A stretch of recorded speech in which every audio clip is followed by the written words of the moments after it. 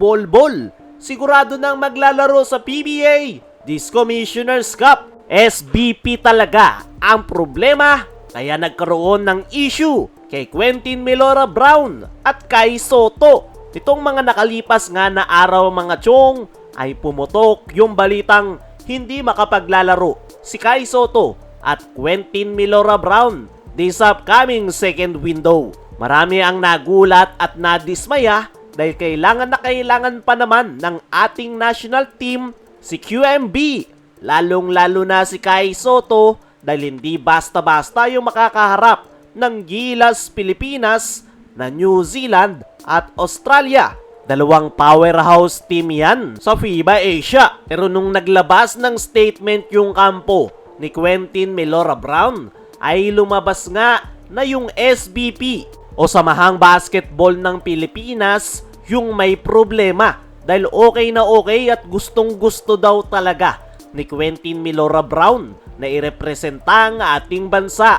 Ang kaso nga lang, yung kontratang binigay ng SBP ay magko-conflict sa kontratang pinirmahan ni QMB sa Japan B-League. Alam naman natin na yung mga players from Japan ay pinapayagan lang na i-release para maglaro sa Gilas ay tuwing FIBA Sanction Tournament. Yung inoffer raw na kontrata ng SBP kay QMB ay required siyang maglaro sa SEA Games, which is hindi FIBA Sanction Tournament. Yun nga lang, yung nirereklamo ng kampo ni QMB kaya hindi sila pumirma ng kontrata. Pero isang araw matapos pumutok yung issue na yan, biglang nabaliktad yung sitwasyon. Dahil okay na at available na si Quentin Melora Brown na maglaro para sa Gilas Pilipinas. Pipirma na nga rin daw ito ng kontrata sa SBP dahil nagkaroon ng last minute deal dahil binago na ng Samahang Basketball ng Pilipinas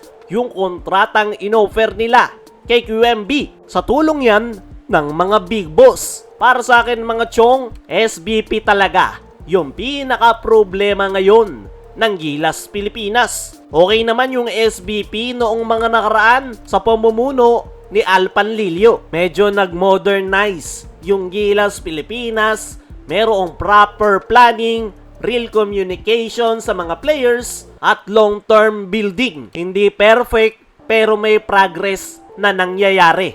Pero simulan ng mag-step down si Al Panlilio at pinalitan ni Ricky Vargas, ay doon na nga nagsimulang mabulok ang SBP. Imbes na mag-modernize, ay paatras yung naging progress. Kita nyo naman yung nangyari. Biglang umayaw si QMB sa Gilas. Kung hindi nakialam ang mga big boss, ay baka tuluyan nang mawala si QMB.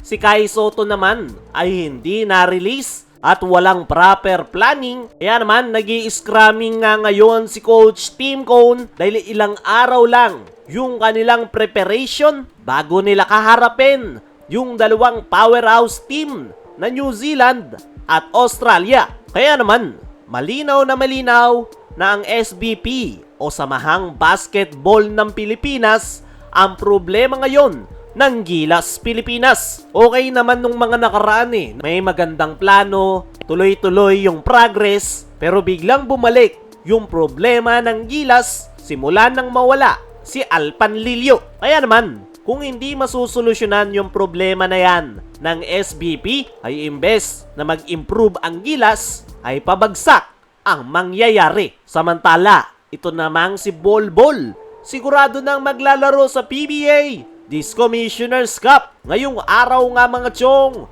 ay dumating na ng Pinas ang former NBA player na si Bolbol. May height ito na 7'3" at may wingspan na 7'7". Sa laki nitong si Bolbol ay napakabilis nitong gumalaw.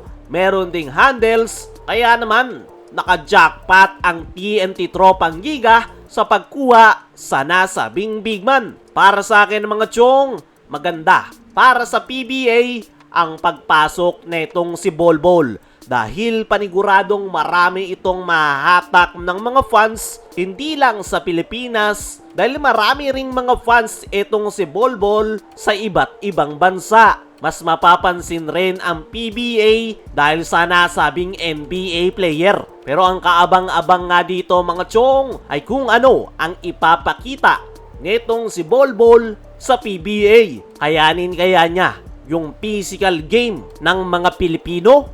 Yan ang aantabayan na natin. Kayo mga chong, ano ang masasabi nyo? Na-confirm na maglalaro si Bolbol sa PBA. Ano rin yung masasabi nyo? SBP nga ba talaga ang problema ng Gilas? I-comment mo lang dyan sa ibaba.